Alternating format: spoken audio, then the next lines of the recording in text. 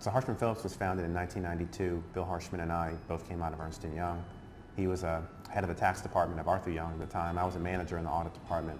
About 3 years ago, what we did is said, we have a lot to learn. Let's go ahead and kind of travel around the country, talk to all the business leaders, industry leaders, leaders in the accounting tech, ask questions, pick their brains as much as I could, and came up with a model for us to kind of start doing hosted accounting. And went to one of my medical clients and said, hey, I think I got this figured out. Let me go ahead and set you up on this hosted QuickBooks solution at the time. And we'll do everything for you. I'll do it for you for nothing for 3 months if you let me figure it out on you. I feel like we got about 70% of the way, and we needed to go the last 30%, and we were kind of stuck. And that was about a year ago when I met Rod Drury. Saw the product, said, wow, this is kind of a holy shit moment. But when I started using Xero, it was really pretty easy. Easy to pick up, easy to get the reports out, pretty easy to reconcile.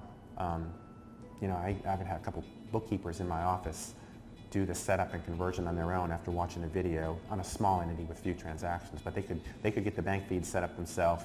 They could set up the rules themselves. They could import the chart themselves, do the conversion themselves. Combine that with the fact that I have a non-accountant doing the reconciliation process, which is that's a pretty good validation. We were kind of limited to what we were doing before. It's pretty much, I've spent several years developing this. I call it a pretty good referral network, and we get a lot of leads from that and a lot of good clients.